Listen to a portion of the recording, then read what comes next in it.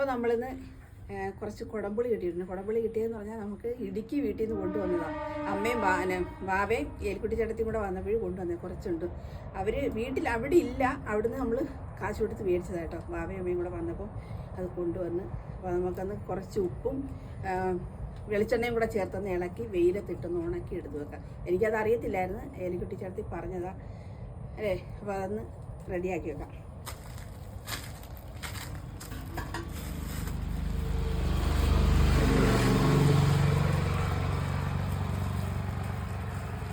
തോനെയുണ്ട്. എത്രയില്ലേ വാവേ? 2.5 കിലോ ഉണ്ട്.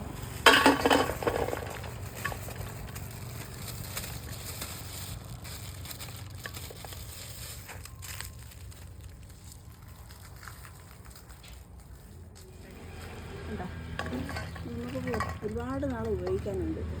നല്ല മുട്ടൻ പുളി നമുക്ക് ഇവിടെയൊക്കെ കിട്ടുന്നത് തോടോട് കൂടിയുള്ള, തോടല്ല അരി അതിനകത്തുണ്ടാവും. ഇവിടെ തരുന്നത് ഇവിടെ തരുന്നതിനകത്ത് അറിയോ അവർക്ക് വെയിറ്റ് കിട്ടാൻ വേണ്ടിയിട്ടാ. ഇവിടെ നമ്മൾ മേടിച്ചിട്ടൊന്നുണ്ടില്ലേ, അരിയാ കൂടുതൽ അതിനകത്ത്. അപ്പൊ നമുക്ക് കുറച്ച് ഇടാൻ വേണ്ടിയിട്ട് എണ്ണ ഒഴിച്ചു കൊടുക്കാം. തോനെ വേണോ? ഒത്തിരി വേണ്ടെന്നേ. ഇച്ചിരി ഉപ്പും കൂടെ ഇട്ടിട്ട് അങ്ങ് ശരിക്കും ഇളക്കിയിട്ട് അങ്ങ് വരയ്ക്കാൻ മതി. പുളിക്ക് ഇരിക്കുന്നവർ അതിന് പുളി കുടിക്കൊണ്ടിരിക്കും. ഇങ്ങനെ നമ്മൾ ചെയ്ത് വെച്ചാൽ കുറച്ച് ഉപ്പും കൂടി ഇട്ട് കൊടുക്കാം, പൊടിയുപ്പ്.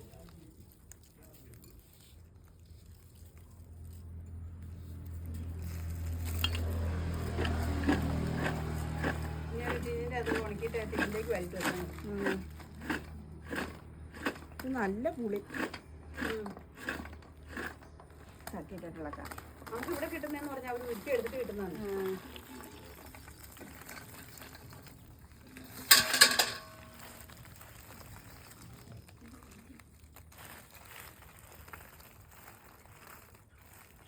അതിനപ്പുറം വണ്ടിയിലൊക്കെ കിടക്കുന്നതാണ്.